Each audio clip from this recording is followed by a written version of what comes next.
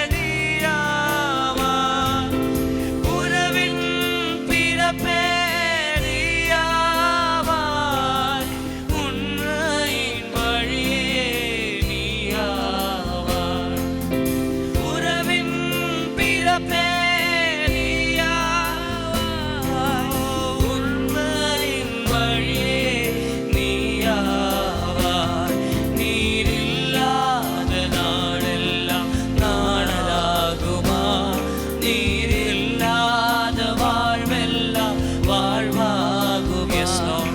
நீரில்லாத நாளெல்லாம் நாளாகுமா?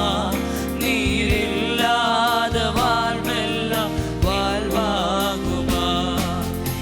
எனது ஆற்றலும் நீயாவாய்,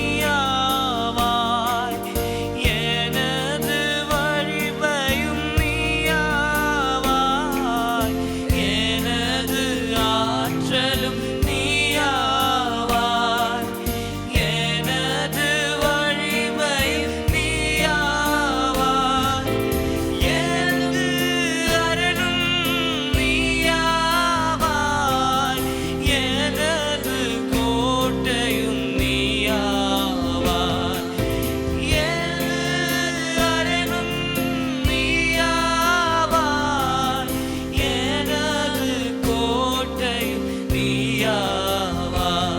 நீரில்லாத நாளெல்லாம் நாளாகுமா? நீரில்லாத வாழ்வெல்லாம் வாழ்வாகுமா? நீரில்லாத நாளெல்லாம் நாளாகுமா? நீரில்லாத வாழ்வெல்லாம் வாழ்வாகுமா? எனது நினைவும் நீயாவாய், எனது மொழியும் நீயாவாய், எனது நினைவும் நீயாவாய், எனது மொழியும் நீயாவாய், எனது மீட்பும் நீயாவாய், எனது உயிர்ப்பும் நீயாவாய், எனது மீட்பும் நீயாவாய், எனது உயிர்ப்பும் நீயாவாய். நீரில்லாத நாளெல்லாம் நாளாகுமா? நீரில்லாத வாழ்வெல்லாம் வாழ்வாகுமா? उस यीशु को देखकर कहे, நீரில்லாத நாளெல்லாம் नालागुमा, नीरिल्लाद उस यीशु की ओर देखकर कहे, जिस दिन में तू ना हो, जिस दिन में तू ना हो वो दिन ही नहीं, जिस जीवन में तू ना हो जीवन नहीं, जिस दिन में तू ना हो वो दिन ही नहीं, जिस जीवन में तू ना वो जीवन नहीं। हाँ खुदा, जिस जीवन में तू नहीं है वो जीवन ही नहीं है खुदा। हमारे जीवन में चाहे कुछ भी रहे परमेश्वर, तेरे बिना हमारा जीवन व्यर्थ है। हमारी दिन जब शुरुआत करे परमेश्वर, यदि उसमें आप नहीं है तो उसमें व्यर्थ है खुदा। परमेश्वर ये हम जानते हैं, आपके अनुग्रह के द्वारा हम हर दिन सुबह उठते हैं। उस अनुग्रह के लिए धन्यवाद खुदा। आप हम पर आपकी करुणा रखे हैं, इसलिए हम आज भी जी रहे हैं।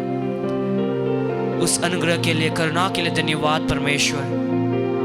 सारी आदर और महिमा आपको देते हैं परमेश्वर। हम वचन की ओर हम आगे बढ़े परमेश्वर। आप हम उस वचन को हमें सिखाएं, हमारे हृदय में उस वचन को क्रिया करने के लिए आप सहायता कर। आपकी पवित्र आत्मा उसे हमारे हृदय के अंदर समझाए। हम सब कुछ आपके हाथों में सौंपते हैं परमेश्वर। आप भी अपने हाथों में ले, यीशु मसीह के नाम से पिता, आमीन आमीन।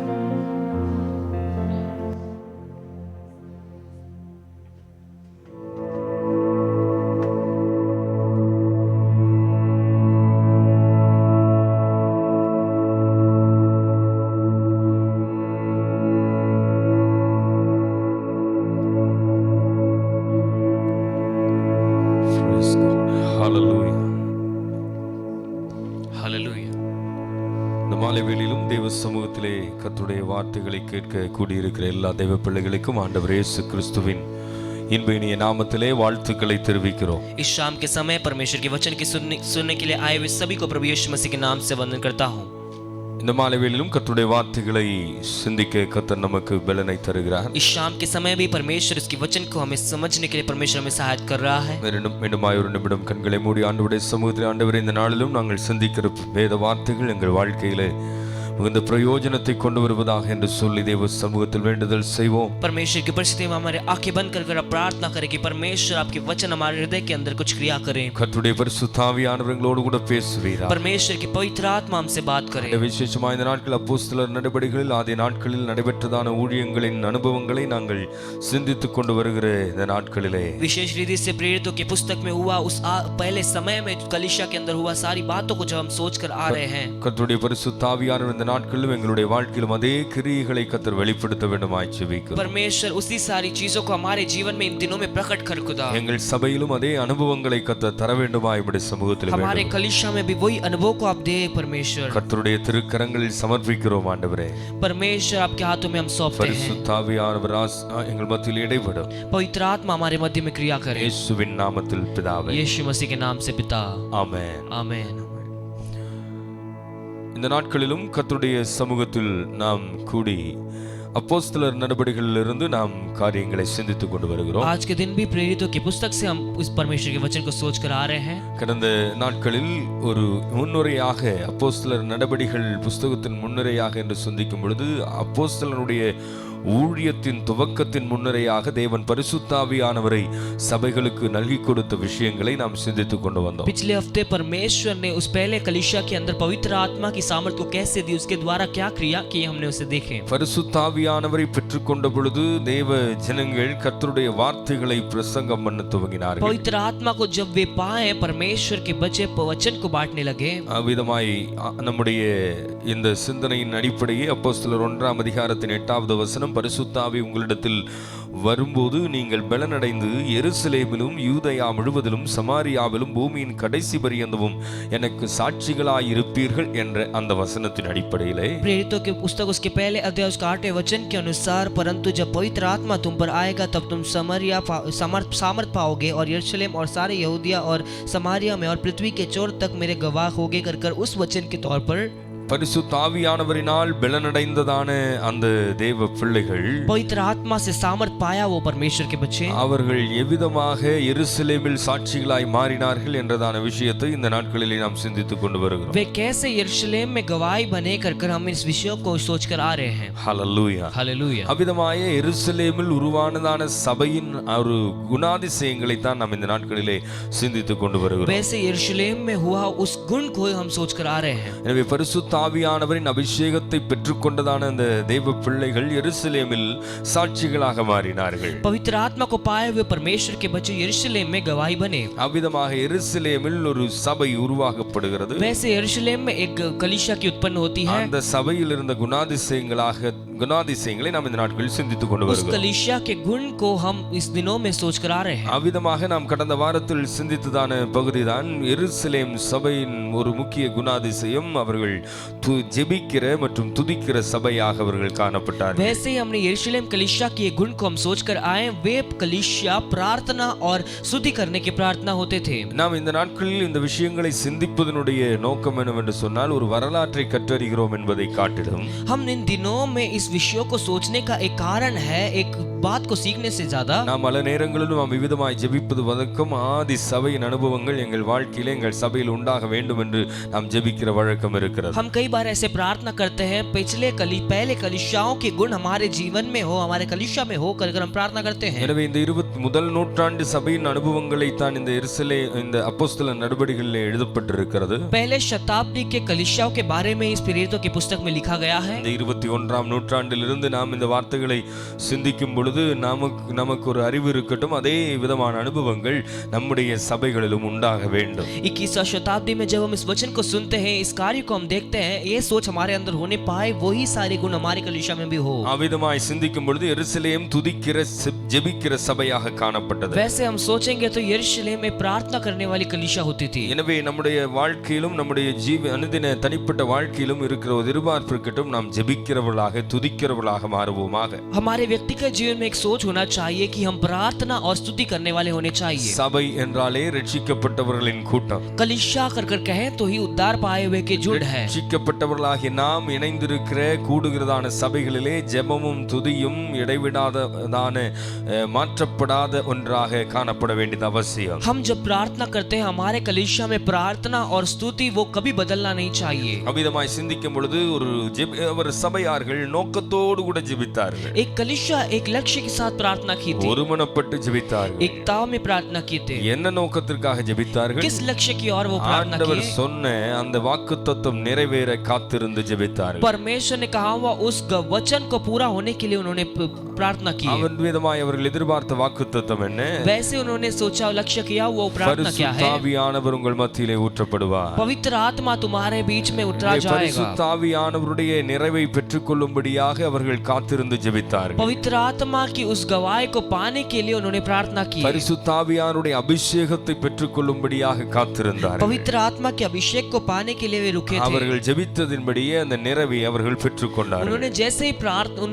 जैसे उन्होंने प्रार्थना किया वैसे वो पूर्तिकरण को उन्होंने पाए. இன்னுமாய் அந்த சபையினுடைய ஜெப வாழ்க்கையிலே முக்கிய தீர்மானங்களை எடுப்பதற்கு முன்னால் அவர்கள் ஜெபித்தார்கள் என்று और उस कलीसिया के पूरे निर्णय में उन्होंने उस निर्णय लेने से पहले उन्होंने प्रार्थना की है. எனவே தனிப்பட்ட வாழ்க்கையிலே இந்த காரியங்களை சிந்திக்கும் பொழுது நம்முடைய வாழ்க்கையிலும் நாம் ஒரு தீர்மானங்களை செய்வதற்கு முன்னால் ஒரு நல்ல முடிவுகளை எடுப்பதற்கு முன்னால் ஜெபித்து தீர்மானம் செய்கிறவர்களாக இருக்க வேண்டும். ऐसे ही हमारे व्यक्तिगत जीवन में हम भी निर्णय जब लेते हैं हम भी प्रार्थना करके उन्हें लेना चाहिए. ஜெபிக்கிறவருடைய வாழ்க்கையிலே அவர் தம்முடைய ஆலோசனையை தருகிறவராகவே இருக்கிறார். प्रार्थना करने वालों के जीवन में परमेश्वर अपना उत्तर बताते हैं. ஜெபம் பண்ணுவதிலே அவர்கள் தரித்திருந்தார்கள்.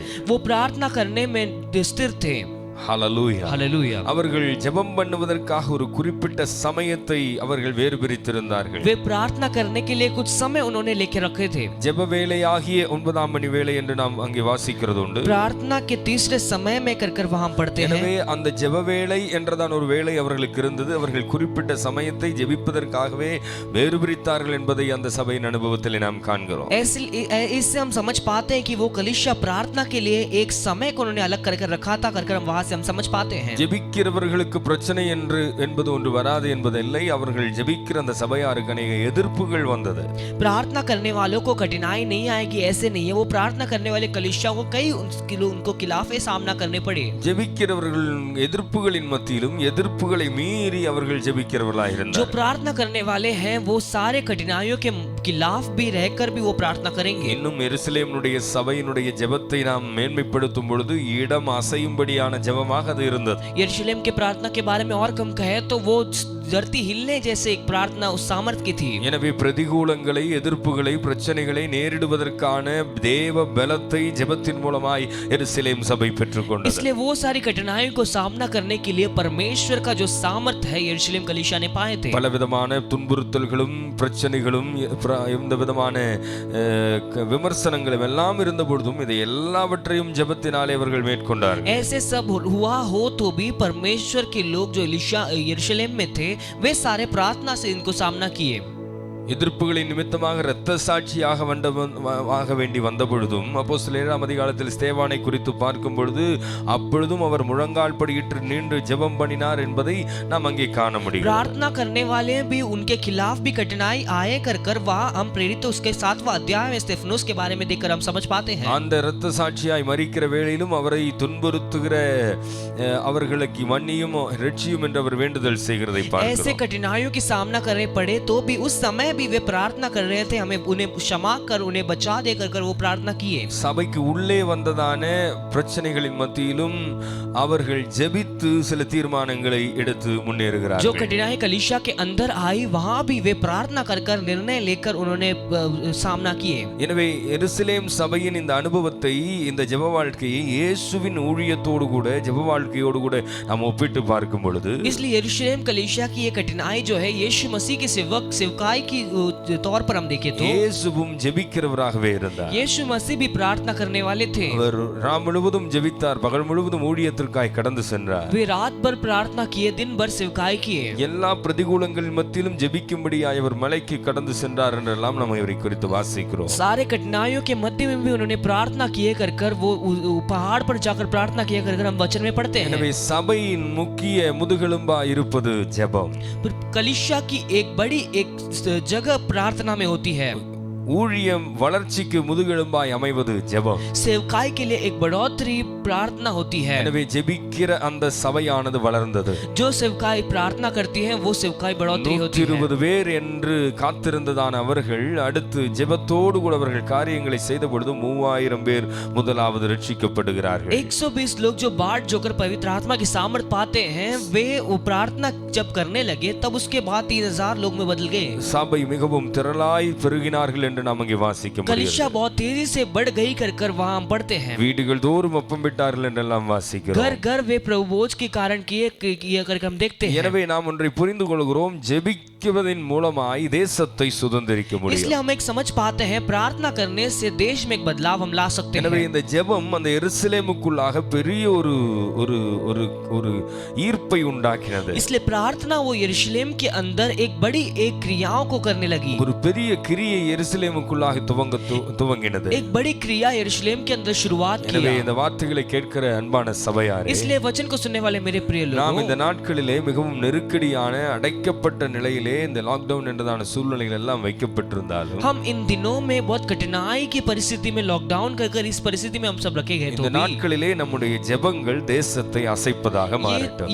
ये सारे दिन हमारे प्रार्थना जो है वो कलीसिया को हिला डालने वाली होनी चाहिए। சபையினுடைய ஜெபமானது தேசத்தை அசைக்கட்டும். कलीसिया की प्रार्थना देश को हिलाना चाहिए। சபையின் ஜெபமானது ஜனங்களை ரட்சிப்புக்குள் கொண்டு வரட்டும். कलीसिया की प्रार्थना लोगों को उद्धार के अंदर ले आना है। சபையின் ஜெபமானது अनेक அற்புத அடையாளங்கள் நடைபெறுவதற்கு வழியாக அமையும். कलीसिया की प्रार्थना कई सारे अद्भुतों के लिए एक मार्ग होनी चाहिए। எனவே ஆதி சபையான அந்த எருசலேம் சபையில் இருந்ததான ஜெப வாழ்க்கை, ஜெப அனுபவங்கள் நம்முடைய சபைகளிலும் இந்த நாட்களில் உண்டாவதாக. इसलिए पहले समय पर हुआ वो प्रार्थना के अनुभव हमारे कलीसिया में भी होने पाए। அதற்கென்று நம்மை நாமே அர்ப்பணித்தவர்களாக நாம் காணப்பட வேண்டியது அவசியம். उसके लिए हम अपने आप को समर्पण किए हुए हमें होने चाहिए। நம் ஜெபத்திற்கென்று अनेक சமயங்களை வேறு பிரிக்க வேண்டியது அவசியம். हम प्रार्थना करने के लिए समय अलग करना चाहिए। இன்னும் அதிகமாக போராடி வாரத்தோடு வாஞ்சியோடு ஜெபிப்போம். கர்த்தர் மகிமையான காரியங்களை செய்கிறவர். हम भी और सामर्थ रूप से प्रार्थना करेंगे, परमेश्वर अपनी महिमा के कार्य हमारे मध्य में बताएं। நம்முடைய ஜெபங்கள் தேசத்தை அசைக்கட்டும். हमारी प्रार्थना देश को हिलाना நம்முடைய चाहिए। துதிகள் தேசத்தை அசைக்கட்டும். हमारी स्तुति देश को हिलाना चाहिए। நம்முடைய துதிகள் अनेகரை கர்த்தரண்டை ஈர்க்கட்டும். हमारी स्तुति कई लोगों को परमेश्वर की ओर लाना है। சபை துதிக்கிறதான துதியானது சத்துருவினுடைய அதிகாரத்தை முறிக்கிறதாக இருக்கிறது. कलीसिया की प्रार्थना और स्तुति जो है वो शत्रु के क्रियाओं को तोड़ता है। சபை துதிக்கிறதான துதியினாலே எரிகோவின் கோட்டைகள் இடிந்து விழுந்ததைப் போல சத்துருவானவன் எழுப்பி வைத்திருக்கிற சகல கோட்டைகளையும் இடித்து விழச் செய்கிறதா இருக்கிறது. कलीसिया की प्रार्थना से यरीहो जैसे गिरी, वैसे परमेश्वर की कलीसिया की प्रार्थना से कई सारे बंधन टूटने पाए। எனவே எருசலேம் சபையில் இருந்ததான அந்த ஜெபிக்கிற துதிக்கிற அனுபவமானது நம்முடைய வாழ்க்கையிலும் நம்முடைய சபையிலும் அது கடந்து வரட்டும். इसलिए यरूशलेम की कलीसिया के अंदर जो प्रार्थना थी वो हमारे जीवन में हमारे कलीसिया में आने पाए। எனவே நாம் தனிப்பட்ட விதத்தில் ஜெபிக்கிறவர்களாக மாறுவோம். इसलिए हम व्यक्तिगत रूप में प्रार्थना करना चाहिए, குடும்பங்களாக ஜெபிக்கிறவர்களாய் மாறுவோம். पारिवारिक रूप में प्रार्थना होनी चाहिए, சபையாக ஜெபிக்கிறவர்களாய் மாறுவோம். कलीसिया के रूप में भी प्रार्थना होनी चाहिए। ஹalleluya. எனவே சபையாக மாத்திரம் ஜெபிப்பதல்ல, इसलिए कलीसिया में ही प्रार्थना नहीं, குடும்பங்களில் மாத்திரம் ஜெபிக்கிறவர்களாய், परिवार में ही प्रार्थना नहीं करना है, தனிப்பட்ட விதத்தில் நான் ஜெபிக்கிறேன் என்பதல்ல, व्यक्तिगत रूप में ही प्रार्थना नहीं இது करना எல்லா है। ஜெபங்களும் மிக மிக அவசியமானதா இருக்கு. ये सारी प्रार्थना बहुत जरूरी है। ஹalleluya. हालेलुया। எனவே விசுவாசிப்போம், ஜெபம் நம்முடைய சுவாசமாக इसलिए மாறட்டும். विश्वास करें, प्रार्थना हमारे श्वास में बदलने पाए। விதமாக எருசலேம் சபையில் சில முக்கியமான குணாதிசயங்களை நாம் காண முடியும். ऐसे यरूशलेम की कलीसिया में कई मुख्य सारी बातों को हम देखते हैं। அப்போஸ்தலர் 2 அதிகாரம் 5வது வசனத்திலிருந்து 8 அதிகாரம் 3வது வசனம் வரை எருசலேமின் சபையின் பல அனுபவங்களை நாம் அங்கே காணலாம். प्रेरित उसका दूसरा अध्याय 5वां वचन से प्रेरित उसका 8वां अध्याय उसका 3रा वचन तक हम कई सारे बातों को हम देख सकते हैं। அவ்விதமா எருசலேம் சபையினுடைய இன்னொரு குணாதிசயத்தை நாம் சிந்திக்கும் பொழுது वैसे यरूशलेम कलीसिया की और एक गुण को हम जब देखें, அவர்கள்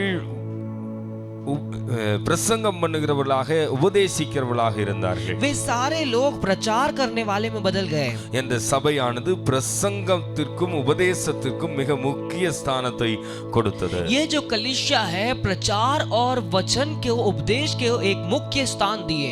இன்னும் சிந்திக்கும் பொழுது எருசலேம் சபை ஜெபிக்கிற சபையாக இருக்கிறது என்று சொன்னேன். और हम सोचे तो यरूशलेम की कलीसिया जो है वो प्रार्थना करने वाली कलीसिया थी। அவர்களுடைய ஜெபங்கள் ஒருபோதும் தங்களுடைய பூமிக்குரிய ஆசீர்வாதங்களுக்காக உலகத்திற்காக ஜெபித்ததாக அனுபவங்களை இங்கே நாம் காண முடியவில்லை. वो कलीसिया अपनी इस दुनिया की बातों के लिए प्रार्थना किए जैसे हम नहीं देखते. இன்றைய நாட்களில் அநேக நேரங்களில் நம்முடைய தனிப்பட்ட வாழ்க்கையில் பூமிக்குரியவைகளுக்காகவே ஜெபித்து சமயத்தை வீணடிக்கிற ஒரு அனுபவம் இருந்து इन விடுகிறது. दिनों में कई बार हम इस दुनिया की बातों के बारे में प्रार्थना कर कर समय बिता देते हैं. நான் ஆசீர்வதிக்கப்பட வேண்டும், குடும்பம் ஆசீர்வதிக்கப்பட வேண்டும், எங்களுடைய சபைகள் ஆசீர்வதிக்கப்பட வேண்டும். ஆசீர்வாதத்தையே நாம் சில நேரங்கள் முக்கியப்படுத்தி விடுகிறோம். मुझे आशीष चाहिए, कलीसिया को चाहिए, परिवार को चाहिए, अगर आशीष की प्रार्थना ही हम करते रहते ஆனால் हैं. அவர்கள் அவிதமான காரியங்களுக்காய் ஜெபித்ததாக இங்கே காணவில்லை. पर वे जो लोग हैं इसके लिए प्रार्थना किए जैसे हम नहीं देखते. அவர்களுடைய ஜெபங்கள் தெய்வீக காரியங்களுக்காய் இருந்தது. उनकी प्रार्थना स्वर्ग के कार्यों के लिए था. எனவே அவருடைய முதல் ஜெபத்திலும் பரலோகத்திலிருந்து அவர்கள் ஜெபித்த பொழுது பரிசுத்த ஆவியானவர் அவர்கள் மேல் ஊற்றப்படுகிறார். इसलिए उनकी पहली प्रार्थना में भी पवित्र आत्मा,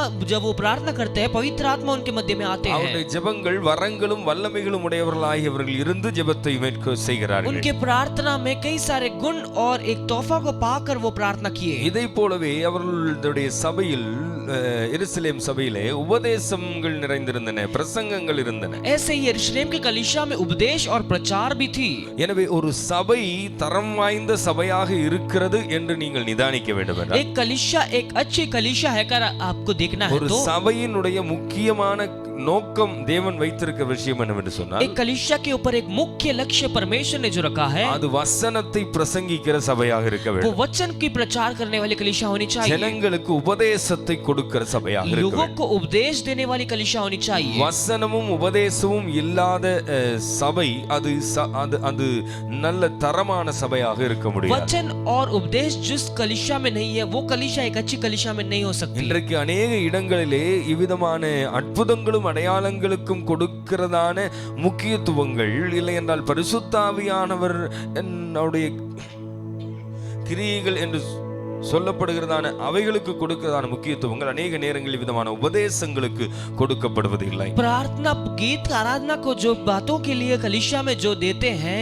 वो जो अच्छाई देते हैं, वो बढ़ाई प्रचार को कभी ज्यादा नहीं दे पाते. நாம் இந்த காரியங்களை இயேசுவினுடைய ஊழியத்தோடு ஒப்பிட்டுக்கும் நாம் சிந்திக்க हम முடிகிறது. इन बातों को यीशु मसीह के उस सेवकाई में जब देखें, இயேசு தன்னுடைய ஊழியத்தை துவங்கின பொழுதும் அவர் என்ன செய்கிறார் என்றால், यीशु जब अपना सेवकाई शुरू करते हैं तो वो क्या करते हैं? மத்தேயு 4 அதிகாரம் 23வது வசனத்தின்படி, मत्ती 4 अध्याय का 23 वचन के अनुसार, பின்பு இயேசு கலிலேயா எங்கும் சுற்றி நடந்து அவர்களுடைய ஜெப ஆலயங்களில் உபதேசித்து ராஜ்யத்தின் சுவிசேஷத்தை பிரசங்கித்து ஜனங்களுக்கு உண்டாயிருந்த சகல வியாதிகளையும் சகல நோய்களையும் நீக்கி சுஸ்தமாக்கினார். यीशु सारे गलील में फिरता हुआ उनके आराधनालय में उपदेश करता और राज्य का सुसमाचार प्रचार करता और लोगों को हर प्रकार की बीमारी और दुर्बलता को दूर करता रहा.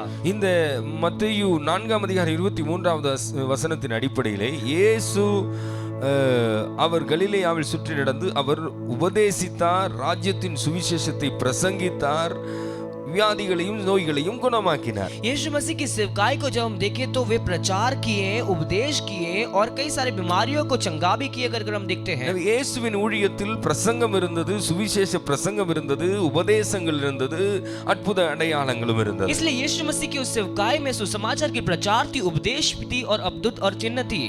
இதே விதத்தில் நாம் சபையின் அனுபவத்திலே சிந்திக்கும் பொழுது इसी बारे में हम कलीसिया की ओर में जब देखते हैं, இங்கே எருசலேம் சபையில் அவர்கள் முதலாவது பிரசங்கிக்கிறார்கள். इस यरूशलेम कलीसिया में पहले वो प्रचार करते हैं, பிரசங்கத்தோடு கூட உபதேசங்கள் சபைக்கு கொடுக்கப்படுகிறது, प्रचार के साथ उपदेश देते हैं அற்புத அடையாளங்களும் இருந்தது. और अद्भुत और चिन्ह भी वहां हुई. ஏனென்றால் பேதுரு 2 அதிகாரம் 14வது வசனத்திலிருந்து நீங்கள் பார்ப்பீர்கள் என்றால் பேதுரு பிரசங்கம் பண்ணுகிறார். क्योंकि दूसरा अध्याय उसका 14 वचन से हम देखें तो वहां पतरस प्रचार करता है. 2 அதிகாரம் 14வது வசனத்திலிருந்து தான் அந்த அப்போஸ்தலர் நடுவிலே ஒரு முதல் பிரசங்கம், அது பேதுருவின் பிரசங்கம் அங்கே குறிப்பிடப்பட்டிருக்கிறது. दूसरा अध्याय से ही वहां प्रेरितों के पुस्तक से पहला प्रचार जो पतरस का प्रचार है वहां से शुरुआत होती है. 42வது வசனத்தில் வரும் பொழுது அவர்கள் அப்போஸ்தலருடைய உபதேசத்திலும் என்று இங்கே வாசிக்கிறோம். वहां 42 वचन में जब हम आते हैं तो वहां लिखा है वे पतरस की उपदेश में भी. எனவே பிரசங்கம் மட்டுமல்ல, वहाँ प्रचार ही नहीं, பிரசங்கத்தோடு கூடிய பிரசங்கத்தை ஏற்றுக்கொண்டவர்கள் ரட்சிக்கப்படுகிறார்கள். மனதில் இருதயத்திலே குத்துந்த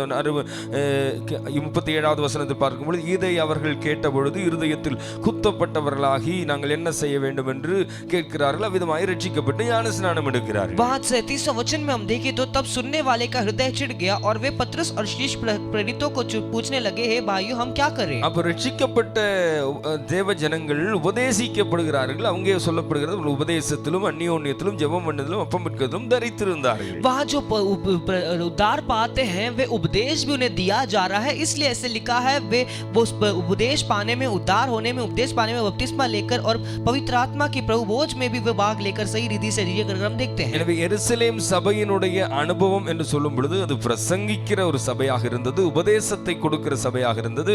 அவர்கள் அதிலே தரித்திருக்கிறவர்களாகவும் காணப்படுகிறார்கள். इसलिए ये जो पहले कलीसिया है वे उसमें प्रचार भी होती थी, उपदेश भी होती थी और वहाँ अद्भुत चिन्ह भी होते थे. இதிலிருந்து பிரசங்கமும் உபதேசமும் ஒரு சபையில் எவ்வளவு முக்கியத்துவம் வாய்ந்ததாக இருந்தது என்பதை நாம் புரிந்து கொள்கிறோம். इन भागों से हम एक सही समझ सकते हैं कलीसिया के अंदर प्रचार और उपदेश को कितना बड़ा मुख्य भाग दिया गया है. தேவ வசனத்தை பகுத்து போதிப்பது என்பது சபையினுடைய ஒரு முக்கிய நோக்கமாக இருக்கிறது. इसलिए परमेश्वर की वचन को बताना कलीसिया की एक मुख्य लक्ष्य है. எனவேதான் இவ்விதமான சிரமம் எடுத்து இவ்விதமான நாம் பல முறைகளை கையாண்டு ஜனங்களுக்கு வசனத்தை போதித்து கொடுக்கிறோம். इसलिए हम लोगों को इसके द्वारा लोगों को वचन दिखाते हैं. இவ்விதமாக வேத பாட நிகழ்ச்சிகள், வேத பாடங்கள் எல்லாம் எதற்காக வைக்கப்படுகிறது என்றால், ऐसे बाइबल शिक्षाओं ऐसे सब क्यों रखा जाता है? தேவ ஜனங்கள் வசனத்தில் உறுதிப்படுத்தப்பட வேண்டும். परमेश्वर के लोग वचन में स्थिर रहना चाहिए. ஒரு சபை என்றால் பிரசங்கமும் அவ்விதமான உபதேசங்களும் மிக மிக முக்கியமானது ஒன்றாக இருக்கிறது. एक कलीसिया है तो प्रचार और उपदेश उस कलीसिया में होनी चाहिए. இந்த லூக்கா இந்த அப்போஸ்தலர் நடபடிகளை எழுதும் பொழுதும், इस लूका पतरस का पुस्तक जब लिख रहे थे, இந்த அப்ப நாம் தொடர்ந்துள்ள நாட்கள் அதை நாம் ஒவ்வொரு காரியங்களை பார்ப்போம். பேதுருவுடைய பிரசங்கங்களை குறிப்பிட்டு வைத்திருக்கிறார். इस प्रेरितों के पुस्तक में वे पतरस का प्रचार लिख कर रखे हैं. பவுலினுடைய பிரசங்கங்களை குறிப்பிட்டு வைத்திருக்கிறார். पौलुस के प्रचार लिख कर रखे हैं. ஸ்தேவானுடைய பிரசங்கம் குறிப்பிடப்பட்டிருக்கிறது. स्तेफनोस की प्रचार भी लिखा रखा है. யாக்கோபுடைய பிரசங்கங்கள் குறிப்பிடப்பட்டிருக்கிறது. याकूब की प्रचार लिख कर रखे हैं. விதமான அவர்கள் என்ன பிரசங்கித்தார்கள் என்பது இந்த அப்போஸ்தலர்களிலே ஆங்காங்கே நிறைந்து காணப்படுகிறது. ऐसे उन्होंने क्या-क्या प्रचार किए कर इस प्रेरितों के पुस्तक में यहाँ-वहाँ लिखा है. எனவே பிரசங்கம் என்பது ஒரு சபையினுடைய ஒரு முக்கியமான காரியம். इसलिए प्रचार जो है एक कलीसिया के मुख्य भाग है. அந்த பிரசங்கம் எதின் அடிப்படையிலே காணப்பட வேண்டும்? वो प्रचार किसके नींव होनी चाहिए? வசனத்தின் அடிப்படையிலே பிரசங்கிக்கப்படுகிற பிரசங்கங்களாய் இருக்க வேண்டும். वचन की नींव पर होने वाली प्रचार होनी चाहिए. மேடை பேச்சுகள் பலதும் நாம் கேட்கலாம். स्टेज की बातों हम कई बात सुन सकते हैं. மேடையில் ஏறி பல காரியங்களை பேசிக்கொண்டே போகலாம். मेज में चढ़कर हम कुछ भी कह सकते हैं. ஆனால் சபையினுடைய முக்கியமான காரியம் வேத வசனத்தை ஆதாரமாய் கொண்டதான பிரசங்கங்கள் சரியான விதத்தில் ஜனங்களுக்கு கொடுக்கப்பட வேண்டும் என்பது முக்கியமான விஷயம். पर कलीसिया के अंदर की जो प्रचार है वहाँ वचन को नींव पर रखकर, वचन की नींव पर रहकर उस वचन को बताना है. இந்த பிரசங்கங்களை நாம் ஆலோசித்து பார்க்கும் பொழுது, इस प्रचार को जब हम देखें, இந்த பிரசங்கங்கள் எல்லாம் ஒரு பூமிக்குரிய ஆசீர்வாதங்களை குறித்து பேசுகிறதான பிரசங்கங்களாய் இருக்கவில்லை. ये जो प्रचार है इस दुनिया की आशीष को बताने वाली प्रचार नहीं थी. அவைகள் முற்றிலும் ஆண்டவருடைய இயேசுவை பிரதானப்படுத்துகிறதும் இயேசு யார் என்கிறதை முக்கியப்படுத்துகிறதுமான பிரசங்கங்களாக இருக்கிறது. वे सारे प्रचार यीशु कौन है और यीशु के बारे में बताते हुए वाली प्रचार थी. இயேசு சொல்லிக் கொடுத்ததான உபதேசங்களை சொல்லுகிறதான பிரசங்கங்களாய் காணப்படுகிறது. और यीशु ने सिखाया हुआ उस बातों को सिखाते हुए होने वाली वो प्रचार थी. இன்றைக்கு இருக்கிறதான கடினமான சூழ்நிலை என்னவென்றால், आज की इस कठिन परिस्थिति क्या है? ஜனங்கள் உபதேசத்தை கேட்பதற்கு அந்த அளவுக்கு தயாராக இருப்பதில்லை. लोग उपदेश को सुनने के लिए उतना तैयार नहीं होते. இங்கே பவுல் தீமோத்தேயுவுக்கு ஆலோசனை சொல்லும் பொழுதும், पौलुस या तीमुथियुस को जब अपना बात बताते அவர் हैं, இவ்விதமாய் சொல்லுகிறார். वे ऐसे कहते हैं. 2 தீமோத்தேயு 4ஆம் அதிகாரத்திலே நீங்கள் வரும் பொழுது, दूसरे तीमुथियुस का 4 अध्याय में जब आओ, அவர் 2வது வசனத்திலே தீமோத்தேயுவுக்கு ஆலோசனையாக சொல்லும்போது சொல்லுகிறார், वे दूसरे वचन में तीमुथियुस को जब वो कहते हैं तो ऐसे कहते சமயம் हैं, வாய்த்தாலும் வாய்க்காவிட்டாலும் ஜாக்கிரதையாய் திருவசனத்தை பிரசங்கம் பண்ணு. तुम्हें समय रहे या ना रहे तुम जानकर परमेश्वर की वचन को पढ़ो. எல்லா நீடிய சாந்தத்தோடும் உபதேசத்தோடும் கண்டனம் பண்ணி கடிந்து கொண்டு புத்தி சொல்லு. वरन सब में मुझे छोड़कर और उन सारे बातों को बताते हुए तुम कहो. மூன்றாவது வசனத்திலே, ஏனென்றால் அவர்கள் ஆரோக்கியமான உபதேசத்தை பொறுக்க மனதில்லாமல் செவித்துணவுள்ளவர்களாகி தங்கள் சுய இச்சைகளுக்கேற்ற போதகர்களை தங்களுக்கு திரளாக சேர்த்து கொண்டு சத்தியத்துக்கு செவியை விலக்கி கட்டு கதைகளுக்கு சாய்ந்து போகும் காலம் வரும் என்று தீமோத்தேயுவுக்கு ஆலோசனையாய் சொல்கிறார். அதனாலே தீமோத்தேயுவே, நீயோ எல்லாவற்றிலும் மனத்தெளிவுள்ளவனாயிரு, தீங்கனுபவி சுவிசேஷனுடைய வேலையை செய், உன் ஊழியத்தை நிறைவேற்று என்று தீமோத்தேயுவுக்கு அவர் பவுல் ஆலோசனை சொல்கிறார். तीमुथियुस को पौलुस कहते हैं, क्योंकि ऐसा समय आएगा जब लोग कड़ा उपदेश न सह सकेंगे, पर कानों की खुजली के कारण अपनी अभिलाषाओं के अनुसार अपने लिए बहुत से उपदेश बटोर लेंगे कर वो अपने पौलुस अपना तीमुथियुस को ये सारी बात बताते हैं. எனவே ஒரு ஊழியனுக்கு கொடுக்கப்படுகிற உபதேசம் என்று சொல்வதும் அவன் வசனத்தை பிரசங்கிக்க வேண்டும். इसलिए एक सेवक को भी दिया गया हुआ एक उपदेश यही है कि वो वचन को नींव पर रहकर वो प्रचार करना है. அவர் பவுல் எப்படி சொல்கிறார்? சாந்தத்தோடு உபதேசத்தோடு கண்டனம் பண்ணி கடிந்து கொண்டு புத்தி சொல்லு என்று சொல்கிறார். क्योंकि उसके बारे में पौलुस कहता है कि सब प्रकार की सहनशीलता और शिक्षा के साथ उलाने दे और डांट और समझा. எனவே வசனத்தை பிரசங்கிக்கும் பொழுது அங்கே உபதேசம் இருக்கிறது, கடிந்து கொள்ளுதல் இருக்கிறது, கண்டனம் பண்ணுதல் இருக்கிறது. இவைகள் எல்லாம் வசனத்தோடு கூடிய வசனத்தை குறித்து வாசிக்கும் பொழுது இருபுறம் கருக்குள்ள பட்டயம் என்றுதான் அதை நாம் பார்க்கிறோம். इसलिए यहाँ से हम ये समझ सकते हैं, जब हम वचन को सिखाएंगे तब सब प्रकार की सहनशीलता और शिक्षक के साथ उलाने दे और डांट और समझाने के साथ उन्हें बताना है कर वचन कहती है. எனவே பிரசங்கத்தில் ஆரோக்கியமான உபதேசங்கள் நிறைந்திருக்க வேண்டியது அவசியம். वचन पिछले प्रचार में एक आरोग्य भरा हुआ एक वचन रहना, उपदेश रहना चाहिए. உபதேசங்கள் இல்லாத பிரசங்கங்களினாலே பிரயோஜனம் இல்லை. उपदेश के बिना प्रचार की कोई उपयोग नहीं है. கதைகளினாலே பிரயோஜனங்கள் இல்லை. कहानियों से कोई उपयोग नहीं है. கதை பேசிக் கொண்டிருப்பதினாலே பிரசங்கங்களில் பிரயோஜனம் இல்லை. कहानी प्रचार में कहानी बताने से उपयोग नहीं है. எருசலேம் சபையில் இவைகள் காணப்பட்டது.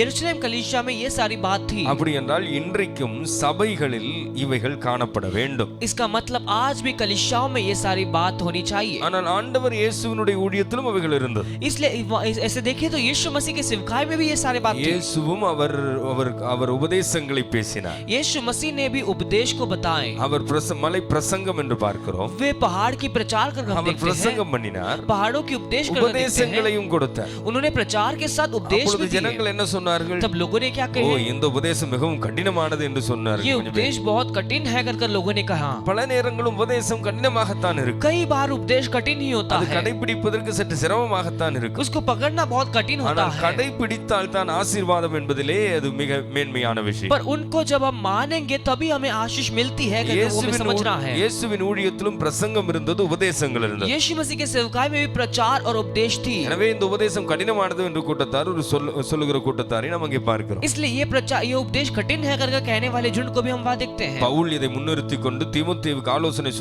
சொல்லுகிறார். पौलुस ये बताते हुए तीमुथियुस को जब वो बताते हैं तब ऐसे कहते हैं, கடைசி நாட்களிலே ஆரோக்கியமான உபதேசத்தை பொறுக்க மனதில்லாமல், क्योंकि आखिरी दिनों में खरा उपदेश को न सह सकेंगे, செவித்தினவுள்ளவர்களாகி, पर कानों की खुजली के कारण தங்கள் சுய இச்சைகளுக்கேற்ற போதகர்களை தங்களுக்கு திரளாக சேர்த்துக் கொள்ளுகிற ஒரு காலம் வரப்போகிறது. अपने अभिलाषाओं के अनुसार अपने लिए बहुत से उपदेश बटोर लेंगे कर ऐसे समय आएगा अगर पौलुस कहता है. அவர்கள் என்ன செய்வார்கள்? சத்தியத்துக்கு செவியை விலக்கி, वे क्या करते हैं?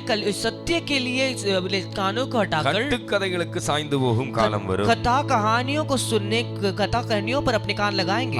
அன்பானவர்களே, இந்த காலகட்டம் தான் அது. मुझे सुनने वाले मेरे प्रियो, आज यही समय है. अनेகருக்கு பிரசங்கங்கள் கேட்பது மிகவும் பிரியம்.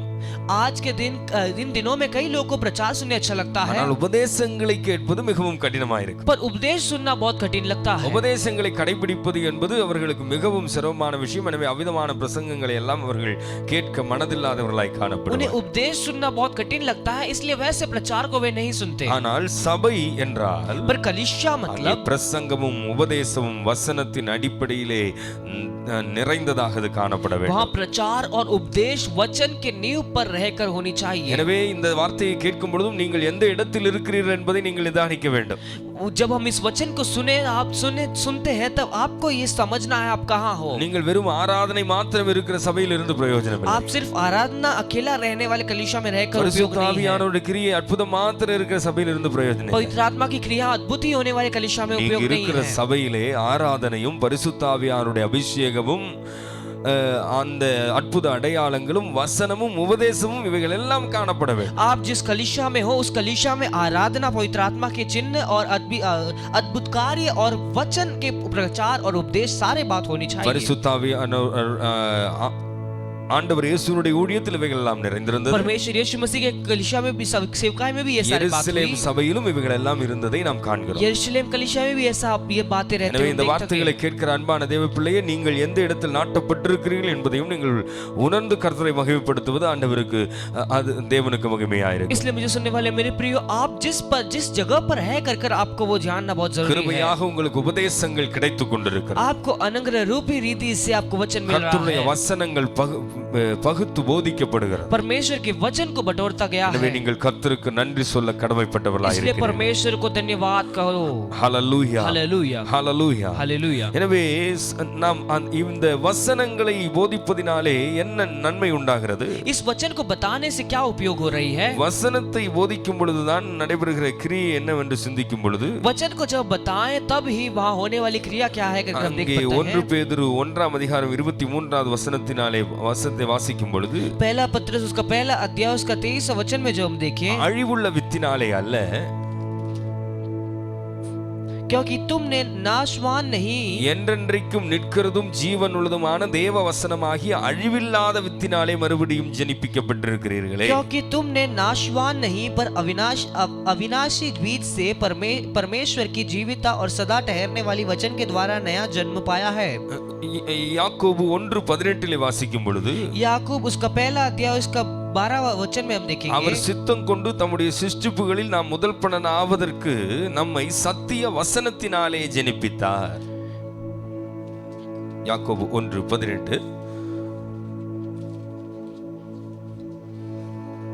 அங்கே சத்திய வசனத்தினாலே ஜெனிப்பித்தார் என்று நாம் அங்கே வாசிக்கிறோம். वहाँ हम ऐसे पढ़ते हैं कि उसने अपनी ही इच्छा से हमें सत्य के वचन के द्वारा उत्पन्न किया. எனவே அங்கே பேதுருவை வாசிக்கும் பொழுது ஜீவனுள்ள அழிவில்லாததாகிய தேவ வசனத்தினாலே நாம் ஜெனிப்பிக்கப்படுகிறோம். पतरस में जब हम पढ़ते हैं वहाँ अविनाशी बीज के परमेश्वर के वचन से कर हम पढ़ते हैं. எனவே ஜீவனுள்ளதாகிய தேவ வசனமாகிய விதையினாலே நாம் ஜெனிப்பிக்கப்படுகிறோம். इसलिए अविनाशी बीज जो परमेश्वर का वचन है उसमें से हम उत्पन्न होते हैं. யாக்கோபிலே வாசிக்கிறோம் சத்திய வசனத்தினாலே ஜெனிப்பிக்கப்படுகிறோம். याकूब में पढ़ते हैं सत्य वचन के द्वारा हम उत्पन्न हुए हैं. வசனத்தை பிரசங்கிப்பதினாலே, வசனம் போதிக்கப்படுவதினாலே ஒரு மனிதனுடைய வாழ்க்கையிலே ஒரு மறுபிறப்பு உண்டாகிறது. इसलिए वचन के प्रचार होने से एक मनुष्य के जीवन में एक पुनर्जन्म होता है. எனவே ரட்சிப்பு உண்டாக வேண்டுமா, ஒரு மறுபிறப்பு ஜனங்களுடைய வாழ்க்கையில் உண்டாக வேண்டுமா, வசனம் பிரசங்கிக்கப்பட வேண்டும். एक पुनर्जन्म एक मनुष्य के अंदर होना है तो वहाँ प्रचार होनी चाहिए, वचन होनी चाहिए. வசனத்தை ஜனங்கள் கேட்க வேண்டும். वचन को लोगों को सुनना है. எனவே वசனத்தினால் தான் ஒரு மனிதன் மீட்கப்படுகிறார். वचन से ही एक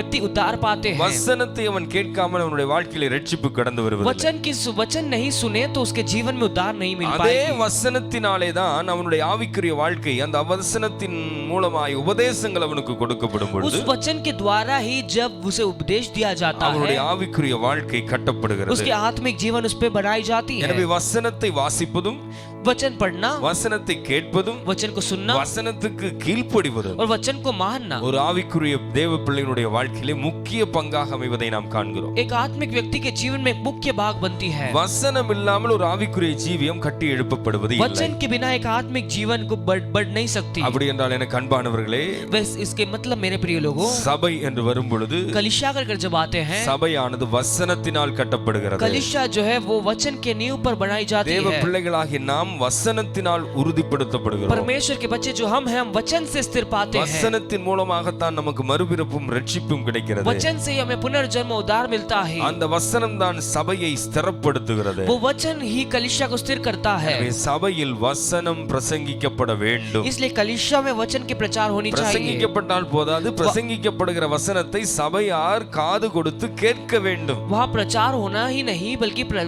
लोग उस प्रचार को सुनना भी जरूरी है. இன்றைக்கு அநேகர் இதை முதன்மையாய் எடுத்துக்கொள்வதில்லை. आज इसे कई लोग इसे मुख्यता नहीं देते. ஒருவேளை சிலர் ஞாயிற்றுக்கிழமை கிறிஸ்தவர்களாக ஞாயிற்றுக்கிழமை மாத்திரம் வந்து போனால் போதும் என்று நினைக்கிறார்கள். कई लोग ऐसे सोचते हैं रविवार के दिन ही हम कलीसिया जाएंगे कर सोचते हैं. ஏதோ ஒரு கடமை உணர்வாக அது ஒரு சாங்கியமாக ஞாயிற்றுக்கிழமைக்கு ஆனா சர்ச்சுக்கு போகணும்னு நினைக்கிறாங்க, அவ்வளவுதான். कैसे सोचते हैं कि रविवार हो तो कलीसिया जाना है. ஆனால் சபையினுடைய அனுபவம் என்று சொல்வது அப்படி அல்ல. पर कलीसिया के अनुभव ऐसे नहीं है. வசனத்தை கேட்டுக்கொண்டே இருக்க வேண்டும். वचन को हमें सुनना ही सुनते ही வசனத்தை रहना है. வாழ்க்கையில் அபியசித்துக் கொண்டே இருக்க வேண்டும். वचन हमारे जीवन में उपयोग होनी चाहिए. அதுதான் ஒருவனை ஸ்திரப்படுத்துகிறதாக वो அமைகிறது. एक व्यक्ति को स्थिर देता है. அதுதான் ஒருவனை உருவாக்குகிறதாக அமைகிறது. वो एक मनुष्य को बनाती है. எனவே இங்கே எருசலேம் சபையில் பிரசங்கமும் உபதேசமும் காணப்பட்டதை நாம் காண முடிகிறது. यहाँ यरूशलेम कलीसिया में प्रचार और उपदेश थी कर हम देख पाते हैं. எனவே பரிசுத்த ஆவியானவர் எருசலேம் சபையில் அந்த அப்போஸ்தலர் 2 அதிகாரத்திலே முதல் 4 வசனங்களை பரிசுத்த ஆவியானவர் ஊற்றப்பட்ட அந்த அனுபவத்தை பார்க்கும் பொழுது प्रेरित दूसरा अध्याय का पहले चौथा वचन में वहां पवित्र आत्मा उतरने की उस अनुभव को जब हम देखें तो அவர்கள் முதலாவது செய்த காரியம் பிரசங்கம் தான். वहां उन्होंने पहले किया हुआ बात प्रचार ही है. அந்த பரிசுத்த ஆவியானவர் பட்டு பேதுரு அங்கே அவர்கள் அந்நிய பாஷைகளை எல்லாம் பேசும் பொழுது அந்த ஜனங்கள் எல்லாம் கிட்டத்தட்ட 15 ஜாதியினர் அங்கே 2 அதிகாரத்தினுடைய 10வது வசனத்திலே வாசிக்கும் பொழுது அங்கே ஒரு 15 விதமான ஜாதியினர், அங்கே யூதர்களும் மற்ற ஜாதியினரும் அங்கே அவர்களை வந்து சந்திக்கிறதை நாம் அங்கே சூழ்ந்து கொள்கிறதை காண முடிகிறது. प्रेरित दूसरा अध्याय का 10वां वचन में हम पढ़े तो वहां 15 तरीके के जातियां वहां मिलकर झुंड में यहूदी सारे लोग मिलकर होकर उनके बारे में बात करते हुए हम देख पाते हैं. அவர்கள் பரிசுத்த ஆவியினால் நிரப்பப்பட்ட பொழுது அந்நிய பாஷைகளை பேசுகிறார்கள். वे पवित्र आत्मा से जब भरे गए वे अन्य भाषाओं में बात करने लगे. அங்க இருக்கிறவர்கள் எல்லாம் ஆச்சரியப்படுகிறார்கள். वैसे वहां जो भी थे वे सब आश्चर्य हो गए. ஓ, இவர்கள் ஜென்ம பாஷைகளை இவர்கள் பேச கேட்கிறோமே. ये हमारे जन्म भाषा में बात करते हुए हम सुन रहे हैं. எல்லாரும் கலிலேயர்களாய் இருக்கிறார்கள். ये सारे लोग गलीले के लोग हैं. அப்படி இருந்தும் இங்கே கூடியிருந்த 15 விதமான ஜாதிகளை பார்த்தரும் மேதரும் ஏலாமேத்தியரும் மெசொப்பொத்தேமியாவும் யூதேயா கப்பதோக்கியா பொந்து ஆசியா பிரிகியா பம்பிலியா எகிப்து சிரேனே லீபியா என்று ரோமா கிரேத்தா அரபிய இவ்விதமாய் சொல்லப்படுகிற இவ்விதமான ஜாதியினர் எல்லாம் இருக்கிறார்கள். இந்த கலிலேயர்கள் அவர்களுடைய ஜென்ம பாஷைகளே பேச துவங்கினார்கள். यहाँ वो 9 और 10 और 11 वचन में उनके बारे में वहां उन जातियों के बारे में लिखा है. वे ऐसे कहते हैं कि ये सारे लोग गलीली के लोग होकर भी है हमारे जन्म भाषाओं में बात कर रहे हैं.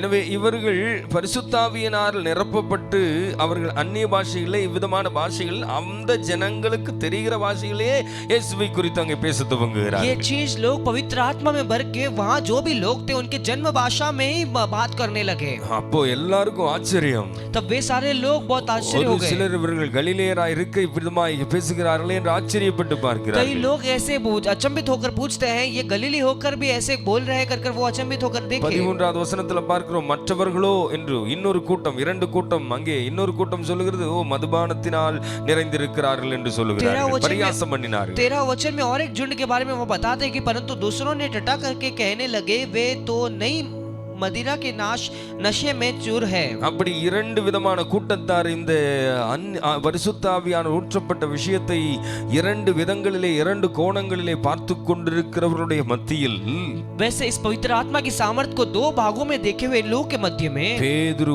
எழும்பி நின்று 11 கூட எழும்பி நின்று பிரசங்கம் பண்ண துவங்கினார். पतरस वहां 11 लोगों के साथ मिलकर खड़े होकर भाषण देने लगते हैं. பரிசுத்த ஆவியானவர் ஊற்றப்பட்ட பிறகு ஜனங்களுக்குள்ளே ஒரு தெளிவை உருவாக்குவதற்காக ஆவியானவர் தம்முடையவர்களை பயன்படுத்தினது வசனத்தை பேச. पवित्र आत्मा जब आते हैं तब उन लोगों के अंदर एक स्थिरता को एक अच्छी बात को बताने के लिए पवित्र आत्मा वचन को उपयोग करते हैं. அந்த वचनத்தை கேட்டவர்கள் தான் 3000 பேர் முதலாவதாக ரட்சிக்கப்படுகிறார்கள். उस वचन को सुने हुए लोग ही 3000 लोग वहां उतर पाते हैं. எனவே இந்த வார்த்தைகளை கேட்டுக்கொண்டிருக்கிற அன்பானவர்களே வசனத்தை வாசிப்பதும் கேட்பதும் உங்கள் வாழ்க்கையிலே ஒரு பெரிய ஒரு தெளிவை கொண்டு வருகிறதா ये वचन को सुनने वाले मेरे प्रिय लोगों वचन को सुनना और उसे वचन को क्रिया करना और सुनना हमारे जीवन में एक बड़ी अद्भुत कार्य को लेके आती है. எனவே வசனத்தை கேட்பதற்கு மிகுந்த தாகமாய் இருக்க வேண்டும். वचन को सुनने के लिए एक दाह हमारे अंदर होनी चाहिए. வசனத்தில் சொல்லப்படுகிற அந்த உபதேசங்களை நம்முடைய வாழ்க்கையில் அபியசிக்க மிகுந்த தாகமுடையவர்களாய் இருக்க வேண்டும். वचन की उपदेश हमारे जीवन में होनी चाहिए कर उस पर एक अच्छी इच्छा होनी चाहिए. வசனம் தான் வாழ்க்கையிலே மாற்றத்தை கொண்டு வரும். वचन ही हमारे जीवन में बदलाव को लेके आती है. தனிப்பட்ட ஜீவியத்தில் மாற்றத்தை கொண்டு வரும். व्यक्तिगत जीवन में बदलाव लाती है. சபையில் மாற்றத்தை கொண்டு வரும் कलीसिया में बदलाव लाती है, தேசத்தில் மாற்றத்தை கொண்டு देश வரும் में बदलाव लाती है। ஹalleluya हालेलुया। எனவே வசனத்தை பிரசங்கம் பண்ணப்படுவதும் அதை கேட்கப்படுவதும் மிக மிக முக்கியமாக இருக்கிறது इसलिए प्रचार होना और उसे सुनाना में एक बहुत बड़ा एक बात है। ஹalleluya हालेलुया। எனவே கேட்கும் பொழுது விசுவாசம் உருவாகிறதா இருக்கு जब हम उसे सुनते हैं तो हमारे अंदर विश्वास की उत्पन्न होती है। பரிசுத்த ஆவியானவரால் அந்த ஜனங்கள் நிரப்பப்பட்டதனுடைய நோக்கமே அவர் சொல்கிறார் நீங்கள் பலனடைந்து சாட்சிகளாய் இருங்கள் इसलिए उस वचन को सुनने वाले वे ताकत पाकर वो पवित्र आत्मा में कहने लगते हैं तुम ताकत पाकर अब तुम गवाही बनो। எனவே இந்த வார்த்தைகளை கேட்கிற அன்பானவர்களே உங்களையும் பரிசுத்த ஆவியானவர் நிரப்பி இருப்பது நீங்கள் சாட்சிகளாவதற்காக। इसलिए मुझे सुनने वाले मेरे प्रिय लोगों, आपको भी पवित्र आत्मा जो भरा है, पवित्र आत्मा के सामर्थ्य से जो आप भरे हैं, वे आपको गवाही बनने के लिए। எப்படி சாட்சிகளாக आप முடியும்? कैसे गवाही बने? அவருடைய வசனத்தை பிரசங்கம் பண்ணுவதினாலே। आप परमेश्वर के वचन को प्रचार करने से எனவே அவருடைய வசனங்கள் விதமான மேடையில் நின்று மாத்திரம் அல்ல, उसका वचन ऐसे मेज पर खड़े होकर ही नहीं, அவருடைய வசனங்கள் உங்களுடைய அண்டை அயலார்கள் மத்தியிலே, உங்களுக்கு அறிமுகமானவர்கள் மத்தியிலே, நீங்கள் தொடர்புடையவர்கள் மத்தியிலும் நீங்கள் பேசப்பட வேண்டியது அவசியம்। परमेश्वर का वचन जो आपके मित्रों के साथ, आपके परिवार के साथ बात करना भी बहुत जरूरी है। பிரசங்கம் என்று சொல்வது விதமான பீடங்களில் மாத்திரம் இருந்து வர வேண்டிய ஒன்று அல்ல। प्रचार जो है वैसे मेज पर से आने का जरूरत नहीं है। ஒருவருக்கொருவர் உங்களுக்கு தேவன் அனுமதித்து தருகிற பகுதியில் எல்லாம் கர்த்தருடைய வசனத்தை பேசுங்கள்। परमेश्वर आपको जहां भी अनुमति देते हैं वहां परमेश्वर के वचन को बांटें, வசனத்தை பிரசங்கம் பண்ணுங்கள், वचन की उपयोग करें, உபதேசங்களை சொல்லிக் கொடுங்கள், उपदेश को सिखाकर दें, மிகப்பெரிய அறுவடையை தேசத்தில் கொண்டு வரும்। वे एक बड़ी उपजय को इस देश में दिखाएं। எத்தனை பேர் விசுவாசிக்கிறீர்கள்? कितने जन विश्वास करते हैं? ஹalleluya हालेलुया, ஹalleluya हालेलुया। ஆண்டவர் இயேசுவும் பரிசுத்த ஆவியானவரால் நிரப்பப்பட்டார்। परमेश्वर यीशु मसीह भी पवित्र आत्मा से भरे गए। லூக்கா 3ஆம் அதிகாரம் 22வது வசனத்தில் வாசிக்கும் பொழுது लूका 3 अध्याय उसका 22 वचन में जब हम पढ़े, பரிசுத்த ஆவியானவர் ரூபம் கொண்டு புறாவை போல் அவர் மேல் இறங்கினார்। पवित्र आत्मा जब यीशु अपने उपदेश में रहे तो पवित्र आत्मा उसके ऊपर एक புறாவை போல் அவர் மேல் இறங்கினார்। 3:22 வானத்திலிருந்து ஒரு சத்தம் உண்டாகி நீர் என்னுடைய நேசகுமாரனில் பிரியமாயிருக்கிறேன் என்று உரைத்தது। और पवित्र आत्मा शारीरिक रूप में कबूतर के समान उस पर उतरा और यह आकाशवाणी हुई, तू मेरा प्रिय पुत्र है, मैं तुझ में प्रसन्न हूँ। எனவே இவ்விதமாய் பரிசுத்த ஆவியானவரால் நிறைந்த ஆண்டவராகிய இயேசு கிறிஸ்து ऐसे पवित्र आत्मा में भरा हुआ यीशु मसीह भी அவர் பிரசங்கித்தார், உபதேசங்களை கொடுத்தார்। वहाँ यीशु मसीह भी वहाँ उपदेश दिए। அவர் மலை பிரசங்கம் என்று சொல்லி அவர் பல காரியங்களை பேசிக்கொண்டே போகிறார்। वहाँ वो पहाड़ की प्रचार कर कई सारे बातों को அவருடைய बताकर गए हैं। பிரசங்கத்தை கேட்பதற்கு, அவருடைய வார்த்தைகளை கேட்பதற்கு ஜனங்கள் எப்பொழுதும் நெருக்கிக் கொண்டே இருந்தார்। मसीह की बात को, वचन को सुनने के लिए लोग उसके आजू बाजू में हमेशा रहते थे। உபதேசங்களை கொடுத்தார், वहाँ उन्हें उपदेश दिए। எனவே ஆண்டவர் இயேசுவும் அதைத்தான் செய்தார் என்பதை பாருங்கள்। वहाँ यीशु भी इसी बात को किया करके हम ஒரு देखते हैं। காரியம் அதிலே புரிகிறது, वहाँ हम एक बात समझ நாம் सकते हैं, பரிசுத்த ஆவியானவரின் வல்லமையினால் நிரப்பப்பட்டிருந்தார், हम पवित्र आत्मा की सामर्थ्य से भरे हुए थे, அந்நிய பாஷைகளை நாம் பேசுகிறவர்களாய் இருந்தார், अन्य भाषाओं से में हम बात करते அவருடைய हो तो நிறைவின் அற்புதத்தை நாம் பெற்றிருந்தால் परमेश्वर की उस अद्भुत को நாம் पाए हो சும்மா तो இருக்க வேண்டியவர்கள் அல்ல, हम ऐसे व्यर्थ रहना நாம் नहीं है। அவருடைய வசனத்தை பேச வேண்டும், हमें परमेश्वर के वचन को இந்த बांटना வேத है, வசனங்களை பேச इस வேண்டும், वचन को बांटना है, வேத வசனத்தை நாம் உரைக்க इस வேண்டும், वचन को लेकर அது बताना है। மகா பிரதான கிரியைகளை செய்யும் என்பதிலே சந்தேகம் वो இல்லை। एक महान क्रिया करेंगे करके उसमें शंका எனவே नहीं இந்த है। பிரசங்கத்தின் இவர்களுடைய நோக்கத்தை, இந்த முதல் பிரசங்கத்தை குறித்து நாம் சிந்திக்கும் பொழுது கூட அநேக பிரசங்கங்கள் இந்த அப்போஸ்தலரில் இருக்கிறது என்று நான் சொன்னேன்। ऐसे कई सारे प्रचार इस प्रेरितों की पुस्तक में है करके मैंने कहा। பேதுரு பிரசங்கித்திருக்கிறார், பவுல் பிரசங்கித்திருக்கிறார், யாக்கோபு, ஸ்தேவான் இவர்கள் எல்லாரும் பிரசங்கித்த பிரசங்கங்கள் அப்போஸ்தலரிலே நாம் காண முடிகிறது। पत्रुस की प्रचार, पौलुस की प्रचार, ऐसे कई सारे प्रचार इस पुस्तक में हम देख सकते இவருடைய हैं। பிரசங்கங்களில் எல்லாம் ஒரு காரியம் நிறைந்திருந்தது, इनके प्रचार में सब एक बात की भरी हुई थी, இயேசுவும் இயேசுவினால் உண்டாகிறதான விடுதலையும் ரட்சிப்பும் அங்கே वहाँ முக்கியப்படுத்தப்படுகிறது। यीशु और यीशु मसीह से मिलने वाली छुटकारा और उद्धार को बताई थी। அவருடைய உபதேசங்கள் அங்கே குறிப்பிடப்படுகிறது। परमेश्वर की उपदेश वहाँ बताई जाती அங்கே है। ஒரு செழிப்பான காரியங்களோ பூமிக்குரிய காரியங்களோ அங்கே அதிகமாய் வலியுறுத்தப்படவில்லை। वहाँ इस दुनिया की सारी बातों को उन्होंने नहीं बताया। இன்றைக்கு अनेक நேரங்களிலே நம்முடைய பிரசங்கங்கள் இன்றைக்கு மாறிக்கொண்டிருக்கிற காலகட்டமாக இருக்கிறது। इन दिनों में कई बार हमारी प्रचार बदलते हुए होते நாம் जा रहे சுலபமாக हैं। இப்படித்தான் சொல்லுகிறோம், இயேசுவை நம்புங்க, இயேசு உங்களுக்கு எல்லாம் தந்துருவார் அப்படின்னு தான் சொல்றோம்। हम ऐसे कहते हैं यीशु पर विश्वास करो, यीशु आपको सब कुछ दे देगा। நம்ம அப்படித்தான் பேசுகிறோம்। हम ऐसे ही कहते हैं। உண்மைதான், ஆண்டவர் சகலவற்றையும் செய்கிறவர்। सच है कि परमेश्वर सब ஆனால் देता है। அந்த பிரசங்கங்களில் எல்லாம் அற்புதமாக சொல்லப்படவில்லை। पर उन सारे बातों वचन में ऐसे नहीं बताए இயேசுதான் மெய்யான தெய்வம், यीशु ही सच्चा खुदा है, அவர்தான் ஜீவனை கொடுத்தவர், ये वो ही सच्चा जीवन देता அவருடைய है, இரத்தம் தான் உன்னுடைய பாவத்தை மன்னிக்க வல்லமை உள்ளது,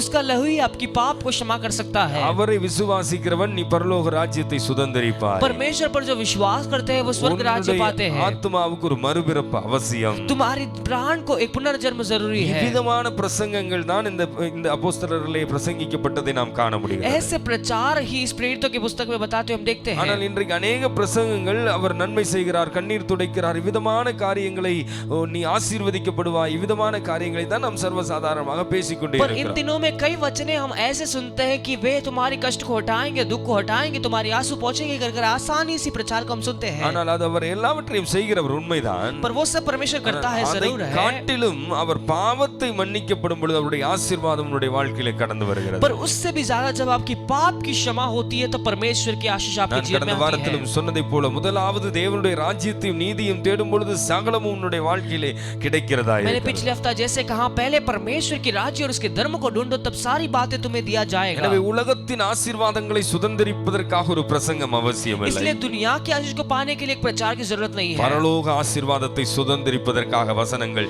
பிரசங்கிக்கப்பட வேண்டும்। स्वर्ग राज्य की आशीष पाने के लिए वचन की प्रचार होनी चाहिए। வசனங்கள் பிரசங்கிக்கப்படுவதன் மூலமாய் பரலோகத்தின் நன்மைகள் அவர்கள் பேசினார்கள்। इसलिए वचन की प्रचार होने से वे स्वर्गीय राज्य की आशीष को बताएं।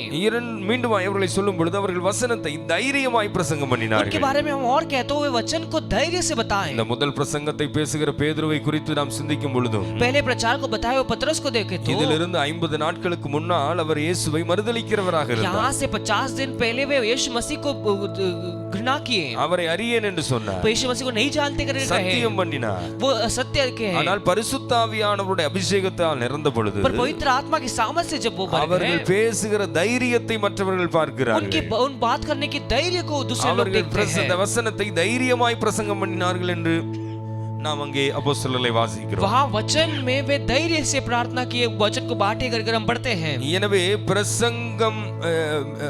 பிரசங்கத்தை தைரியமாய் பிரசங்கம் பண்ண பரிசுத்த ஆவியானவர் நம்முடைய மத்தியிலே ஊற்றப்பட்டார்। इसलिए वे प्रचार को धैर्य के साथ देने के लिए पवित्र आत्मा उनके संबंध में आए। பரிசுத்த ஆவியானவர் ஊற்றப்பட்டதின் நோக்கமே வசனம் பிரசங்கிக்கப்பட வேண்டும் என்பதற்காக। इसलिए पवित्र आत्मा वहाँ आया हुआ एक ही लक्ष्य है कि उन्हें इसके वचन बतानी है। ஹல்லேலூயா। ஹல்லேலூயா। எனவே அப்போஸ்தலர் 2 அதிகாரம் 14 முதல் 36 வசனங்களிலே பேதுரு ஒரு பிரசங்கத்தை செய்கிறதை பார்க்கிறோம்। इसलिए प्रेरित उसका दूसरा अध्याय उसका 14 वचन से वहाँ एक प्रचार को देखते हैं। 42வது வசனத்திலே அப்போஸ் அவருடைய உபதேசத்தை கொடுக்கிறார், ஞானஸ்நானத்தை குறித்து பேசுகிறார்। 42वां अध्याय में वहाँ वचन में वहाँ उपदेश देते हैं। இன்றைக்கு अनेகருடைய பிரசங்கங்களிலே ரட்சிப்பினுடைய காரியங்கள் இருக்கும், இயேசுவை நம்புங்க ரட்சிக்கப்படுவீங்கன்னு சொல்லுவாங்க। इन दिनों में कई सारे लोग के प्रचार में यीशु को विश्वास करो उद्धार पाओगे करके सब है, ஆனால் அதுக்கு அடுத்த கட்டமான ஞானஸ்நானத்தை குறித்து பேசவே மாட்டார்கள்। पर उसके बाद के बपतिस्मा के बारे में वो नहीं कहते। ஆனால் அங்கே பேதுரு செய்த முதல் பிரசங்கத்திலே கவனியுங்கள், वहाँ पतरस के पहले प्रचार में ध्यान दें, ரட்சிப்பின் வழியை சொன்னார், वहाँ उद्धार की मार्ग को बताएं।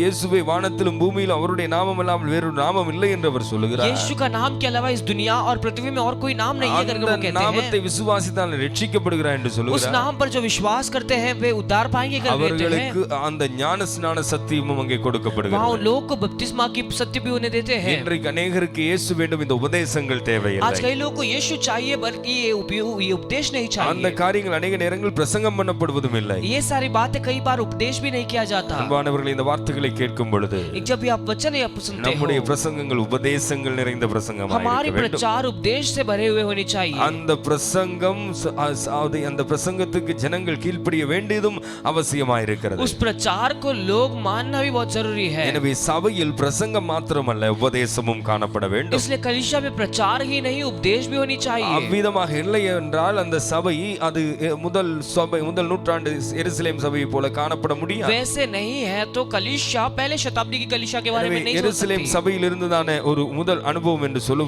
ஒரு அனுபவத்தை சொல்லும் பொழுது यरूशलेम कलीसिया की पहली अनुभव के बारे में हम அவர்கள் कहते हो, பிரசங்கிக்கிறவர்களாக இருந்தார்கள், वे प्रचार करने वाले थे உபதேசத்தை கொடுக்கிறவர்களாக இருந்தார்கள்। और उपदेश करने वाले भी थे। இயேசுவும் சொல்லுகிற கட்டளை என்ன? यीशु मसीह भी क्या कहते हैं? மத்தேயு 28 அதிகாரம் 19வது வசனத்தில் வருவீர்கள் என்றால், मत्ती 28वां अध्याय उसका 19वां वचन में जब आए, நீங்கள் புறப்பட்டு போய் சகல ஜாதியும் சீஷராக்கி तुम जाकर सारे सब जातियों को शीश बनाकर நீங்கள் பிதா குமாரன் பரிசுத்தாவின் நாமத்தினாலே அவர்களுக்கு ஞான ஸ்நானம் கொடுத்து पिता पुत्र पवित्र आत्मा के नाम से बपतिस्मा देकर நான் உங்களுக்கு கட்டளையிட்ட யாவையும் அவர்கள் கைக்கொள்ளும்படி அவர்களுக்கு உபதேசம் பண்ணுங்கள். मैंने तुम्हें जो कुछ बताया है वो उसे बांध ले, इसलिए उन्हें उपदेश दो.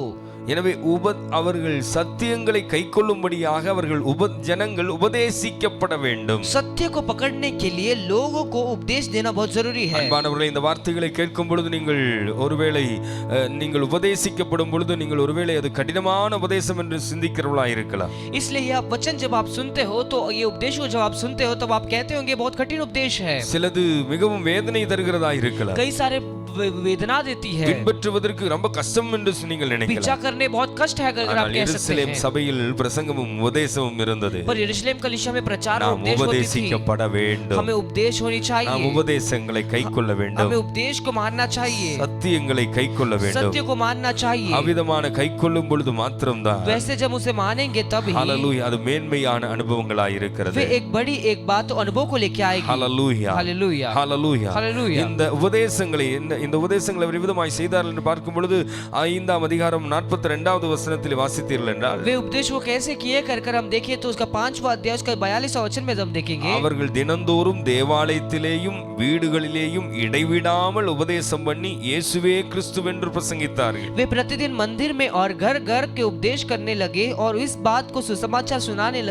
सुनाने से कि यीशु ही मसीह है न रुके. எனவே வீடுகளில் மாத்திரமல்ல, தேவாலயங்களில் மாத்திரமல்ல, வீடுகளிலேயும் அவர்கள் உபதேசம் பண்ணினார்கள். वे प्रतिदिन मंदिर में ही नहीं बल्कि घर घर जाकर उपदेश बताने लगे. இடைவிடாமல் உபதேசம் பண்ணினார்கள். वे वहां उपदेश करने लगे. இயேசுவே கிறிஸ்துவென்று பிரசங்கித்தார்கள். यीशु ही मसीह है कर ना बताएं. ஹalleluya हालेलुया ஹalleluya हालेलुया. எனவே சபைக்கு தீத்துவுக்கு ஆலோசனை சொல்லும் பொழுதும் इसलिए तीतुस को जब वो उपदेश बताते हैं, நீயோ ஆரோக்கியமான உபதேசத்துக்கு ஏற்றவைகளை பேசு என்று சொல்லுகிறார். तुम आरोग्य के उपदेश को बताओ कर वो कहते हैं. எனவே உபதேசங்கள் மிக மிக முக்கியமானவை. इसलिए उपदेश बहुत जरूरी அது है. சபைகளிலே பேசப்பட வேண்டும். वो कलीसिया में होनी चाहिए. எனவே தேவ ஜனங்களா இந்த வார்த்தைகளை நீங்கள் கேட்கிறவர்களும் ये परमेश्वर के बच्चे जब आप ये वचन உபதேசங்களை सुनते हैं, கேட்கவும் கீழ்ப்படியவும் மனதுள்ளவர்களாய் காணப்பட வேண்டும். उपदेश को सुनना और उसको मानने के लिए तैयार होनी चाहिए. ஆரோக்கியமான உபதேசத்தை கேட்கவும் கைக்கொள்ளவும் மனமுடையவர்களாய் நாம் இருக்க வேண்டும். आरोग्य भरा हुआ उपदेश को सुनने के लिए और उसे मानने के लिए तैयार होना चाहिए. அங்கே சொல்லப்படுகிறபடி ஆரோக்கியமான உபதேசத்தை கேட்க மனதில்லாதவர்களாகி என்று வாசிக்கிறதை போல அவ்விதமான அனுபவத்திலே சபை மாறி போய்விடக் கூடாது. आरोग्य वचन को सुनने के लिए तैयार नहीं है, वैसे अनुभव में कलीसिया नहीं बदलना है. அற்புதங்களுக்கு மாத்திரம் முதல் ஸ்தானத்தை கொடுத்து போய்விடக் கூடாது. अद्भुत को ही पहले स्थान देकर नहीं जाना है. இவ்விதமாய் ஏதோ உலகத்தின் விஷயங்களுக்கு பூமிக்குரிய காரியங்களுக்கு மாத்திரம் முதன்மை ஸ்தானம் கொடுத்து போய்விடக் इस கூடாது. दुनिया की बातों को ही मुख्य स्थान देकर आगे बढ़ने नहीं चाहिए. சபை அவ்விதமான உபதேசங்களுக்கும் சத்தியங்களுக்கும் முக்கியத்துவம் கொடுக்கிற சபையாக இருந்தது. அதை பிரசங்கம் பண்ணினது, அவர்கள் அதை கைக்கொள்ளுகிறவர்களாகவும் இருந்தார்கள். यरूशलेम कलीसिया इन उपदेश और प्रचार में सत्य में स्थिर रहे और इसे मानकर उन्हें इस मार्ग में चले. இந்த வார்த்தைகளை கேட்கிற அன்பான தேவனுடைய ये பிள்ளைகளே, वचन सुनने वाले मेरे प्रिय இந்த लोगों, மாலை வேளையிலும் எருசலேம் சபையினுடைய இந்த இரண்டாவது குணாதிசயத்தை நாம் சிந்தித்தோம். इस शाम के समय यरूशलेम के कलीसिया के दूसरे गुण के बारे में हमने நம்முடைய सीखे. இருதயங்கள் எவ்விதமாய் இருக்கிறது? हमारे हृदय कैसा है? நாம் பூமிக்குரியவைகளை மாத்திரம் யோசித்துக் கொண்டிருக்கிறவர்களாய் இருக்கிறோமா? हम इस दुनिया की इस बातों को ही हम सोच रहे हैं क्या, இல்லை என்றால் கர்த்தருடைய வசனத்தின் மேல் தாகமுடையவர்களாய் या இருக்கிறோமா? परमेश्वर के वचन पर हमारी बात है? வசனங்கள் போதித்துக் கொடுக்கிற சத்திய உபதேசங்களை கைக்கொள்ளுவதற்கு நம்முடைய இருதயம் ஆசையாய் அதை தேடுகிறதா இருக்கிறதா? सत्य उपदेश को पाने के लिए हमारे हृदय तैयार है क्या? அவ்விதமான ஒரு அனுபவத்தை ஆண்டவர் சபையிலே எதிர்பார்க்கிறார். वैसे एक अनुभव परमेश्वर कलीसिया में இன்றைக்கும் चाहते சபையிலே हैं. அநேகர் வந்து போகிறவர்களாய் இருக்கிறார்கள். आज इन दिनों में भी कलीसिया में कई लोग आने जाने वाले ஏதோ हैं. ஞாயிற்றுக்கிழமை மாத்திரம் ஒரு ஆராதனைக்கு வந்துவிட்டால், ஒரு பெரிய காரியம் செய்து விட்டால் அது போதும் என்று நினைக்கிறவர்கள். रविवार की प्रार्थना में शामिल हुए तो बहुत महान कार्य कर सोचते हैं. இல்லை தேவ பிள்ளைகளே, नहीं मेरे प्रिय लोगों, வசனங்கள் உங்கள் வாழ்க்கையில் கிரியை செய்ய வேண்டும். वचन आपके जीवन में क्रिया करनी வசனங்களை चाहिए. நீங்கள் கேட்க வேண்டும். वचन को आपको सुनना है, உபதேசங்களை கேட்க வேண்டும், उपदेश को सुनना है, வாசிக்க வேண்டும், அதை கடைபிடிக்க उसे வேண்டும். पढ़ना है, उसे समझना है. அதை மாத்திரமல்ல, நீங்கள் மற்றவர்களுக்கு வீடுகள் தோறும் அவர்கள் பிரசங்கித்தார்கள், பிரசங்கம் பண்ண வேண்டும். वही नहीं बल्कि दूसरों को उन्होंने जैसे घर पर बताया वैसे आपको बताना ஆண்டவர் है. நம்மை பரிசுத்த ஆவியானவர் நிறைத்திருக்கிறார். इसे सुनकर ही पवित्र आत्मा के सामर्थ्य में मिला है. தான் பரிசுத்த ஆவியானவர் சபையில் ஊற்றப்படுகிறார். इसीलिए ही पवित्र आत्मा कलीसिया में दिया जाता है. உன்னை ஆண்டவர் நிறைத்திருக்கிறார். इसीलिए ही परमेश्वर ने आपको भरा है. கண்களை மூடுவோம், आंखें ஜெபிப்போம். बंद करके प्रार्थना करें. தொடர்ந்து நாம் சிந்திக்கலாம் இந்த விஷயங்களை. हम इस विषयों को और सोचेंगे. கர்த்தருடைய சமூகத்தில் ஒப்புக்கொடுங்க. परमेश्वर की उपस्थिति में समर्पण करो. கேட்கிறவனாய் மாத்திரம் परमेश्वर वचन सुनने वाला ही नहीं, செய்கிறவனாகவும் இருக்கட்டும். उसे करने वाला भी मुझे होना. சில நேரங்கள் வசனத்தை கேட்க தாகமற்றவர்களாய் இருந்து விடுகிறோம். कई बार वचन को सुनकर हमारे अंदर कोई दाह नहीं வசனத்தின் மேல் होता. ஆசை இல்லாதவர்களாய் இருந்து वचन விடுகிறோம். पर एक इच्छा हमारे अंदर नहीं होती. வசனத்தை வாசிப்பது ஏதோ கடமை உணர்வுக்காக செய்து விடுகிறோம். वचन को बस क्रियाओं के लिए हम ऐसे சில पढ़ते जैसा நேரங்களில் पढ़ते கடமையில் हैं. தவறி விடுகிறோம். कई बार हमारी बातों को भूल भी எருசலேம் जाते हैं. சபையில் ஆண்டவருடைய வசனத்துக்கு முக்கியத்துவம் இருந்ததைப் போல यरूशलेम कलीसिया में जैसा वचन को मुख्यता थी, ஆண்டவரே எங்கள் வாழ்க்கையில் வந்த கிரியைகள் वैसे உண்டாகட்டும். ही हमारे जीवन में भी वो क्रिया होने அதே पाए. அனுபவத்தை எங்கள் சபைகள் வளரட்டும். वही अनुभव में हमारे कलीसिया बढ़ने அதே पाए. அனுபவத்தில் எங்கள் சபை ஆண்டவரை வளரட்டும். वही अनुभव पे हमारे कलीसिया बढ़ने पाए. ஹalleluya. ஆண்டவரே, அதுதான் உம்மிலே வளருவதற்கு வசனம் தான் முக்கியம். ஆண்டவரே, परमेश्वर आपके अंदर बढ़ने के लिए आपके वचन ही हमें चाहिए. ஆண்டவரே, உம்மிலே நிலை கொள்வதற்கு வேரூன்றப்படுவதற்கு வசனம் தான் முக்கியம். आपके ஆண்டவரே, अंदर स्थिर रहने के लिए हमें वचन ही चाहिए खुदा. ஆண்டவரே, அன்விதமான அனுபவங்களினால் எங்களை நிரப்புவீராக. वैसे अनुभव में हमें भर दे खुद परमेश्वर. ஹalleluya. எங்களை உம்முடைய திருக்கரங்களில் ஒப்புக்கொடுக்கிறோம். हमें आपकी उपस्थिति में सौंपते हैं. ஹalleluya. ஹalleluya. Thank you Jesus. உம்மை நன்றியோடு உம்மை ஸ்தோத்திரிக்கிறோம். हम अपने आप को सौंपते हैं खुदा. உம்மை நன்றியோடு உம்மை ஸ்தோத்திரிக்கிறோம். परमेश्वर हम आपको धन्यवाद करते हैं. ஹalleluya. எங்களை உம்முடைய திருக்கரங்களில் சமர்ப்பிக்கிறோம் हम ஆண்டவரே. अपने आप को सौंपते हैं உம்முடைய परमेश्वर. வார்த்தையினால் எங்களை நிரப்புவீராக. आपकी वचन से हमें भर दे. வசனத்தை கேட்க எங்கள் ஆண்டவரே இருதயங்களை ஒப்புக்கொடுக்க உதவி செய்வீராக. वचन को सुनने के लिए हमारे हृदय को तैयार कर. ஹalleluya. வார்த்தையினால் நாங்கள் பலப்படுத்தப்பட கர்த்தர் கிருபை செய்வீராக. वचन से हम ताकत पाने के लिए हमें सहायता कर. ஹalleluya. Thank you Jesus. தேவனே உமக்கு ஸ்தோத்திரம். ஹalleluya. ஹalleluya. Glory to Jesus. உம்மை நன்றியோடு உம்மை ஸ்தோத்திரிக்கிறோம் ஆண்டவரே. ஹalleluya. தேவாதி தேவனின் ஆழங்களை ஆராய்ந்து அறிபவரே, தேவாதி தேவனின் ஆழங்களை ஆராய்ந்து அறிபவரே, அப்பாவின் திருசித்தம் வெளிப்படுத்தி எப்போதும் நடத்துமையா,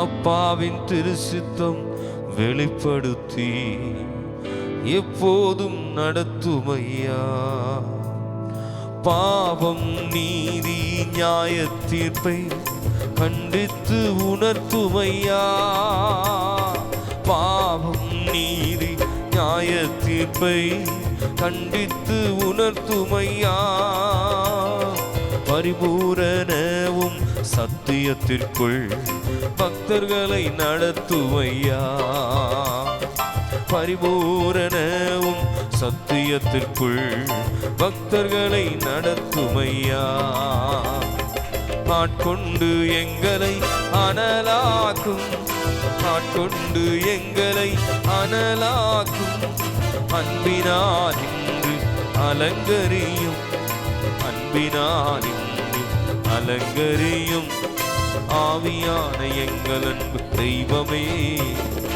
அடியோரை ஆட்கொண்டு நடத்துமே, ஆவியான எங்கள் அன்பு தெய்வமே, அடியோரை ஆட்கொண்டு நடத்துமே, ஆட்கொண்டு எங்களை அனலாக்கும், ஆட்கொண்டு எங்களை அனலாக்கும், அன்பினால் இன்று அலங்கரியும், அன்பினால் இன்று அலங்கரியும், ஆவியான தெய்வமே, அடியோரை ஆட்கொண்டு நடத்துமே, ஓ ஆவி, ஓ ஆட்கொண்டு நடத்துமே, அன்பரே உம்முடைய திரு சமூகத்தில் எங்களை ஒப்புக் கொடுக்கிறோம். प्यारे स्वर्गीय पिता, हम अपने आप को सौंपते இந்த हैं। மாலை வேளையில் வார்த்தைகளை கேட்ட ஒவ்வொருவரையும் தேவரீர் ஆசீர்வதிப்பீராக. परमेश्वर इस वचन को सुने हुए सभी को आप आशीष வாழ்க்கையில் வசனத்திற்கு இடம் கொடுக்க உதவி செய்யும். हमारे जीवन में आपकी वचन को जगह देने सहायता வாசிக்கவும் கேட்கவும் உபதேசங்களை வாழ்க்கையிலே கைக்கொள்ளவும் கர்த்தர் அனுகிரகம் इस செய்யும். वचन को सुनने के लिए, इस वचन को हमारे जीवन में क्रिया करने के लिए सहायता करें। சபையானது வசனத்துக்கு இடம் கொடுக்கிற சபையாயிருக்கும். हमारे कलीसिया वचन को जगह दे। ஆண்டவரே, இந்த நாட்களில் போதிக்கப்படுகிற வசனங்கள் வாழ்க்கையிலே கிரியை செய்வதாக. ये इन दिनों में बताए जाने वाली वचन हमारे जीवन में क्रिया करे। வசனங்கள் தேசத்தில் பறந்து செல்வதாக. वचन इस देश में फैलता जाए। முதல் நூற்றாண்டு சபை கூட்டம் கூட்டமாய் ஜனங்கள் ரட்சிக்கப்பட்டதை போல இன்றைக்கும் அதே கிரியைகள் எங்கள் மத்தியிலே நடக்கட்டும். पहले शताब्दी में लोग जैसे उद्धार पाए, वैसे झुंड झुंड में लोग उद्धार पाने அவர்கள் पाए। உபதேசத்திலும் நிலைத்திருந்தார்கள் என்று வாசிப்பதை போல எங்கள் சபையும் உபதேசத்தில் நிலைத்திருப்பதாக. वे जैसे उपदेश में स्थिर थे, वैसे ही हमारे कलीसिया में भी लोग स्थिर रहे। இந்த வார்த்தையை கேட்ட ஒவ்வொருவரையும் इस ஆசீர்வதிப்பீராக. वचन को सुने हुए सभी को आशीष करें। அனைவரையும் ஆயத்தப்படுத்துகிறேன். आपके आगमन के लिए तैयार करें। இயேசுவின் நாமத்தில் பிதாவே. यीशु मसीह के नाम से पिता। ஆமென். ஆமென். ஆமென். என் ஆத்துமாவே கர்த்தரை ஸ்தோத்திரி. முழுமையோடு பரிசுத்த நாமத்தை ஸ்தோத்திரி. என் ஆத்துமாவே கர்த்தரை ஸ்தோத்திரி. அவர் செய்த சகல உபகாரங்களையும் மறவாதே. ஆமென். ஆமென். ஹல்லேலூயா. ஹல்லேலூயா. கர்த்தர் அவங்களை ஆசீர்வதிப்பார். परमेश्वर आपका आशीष करे।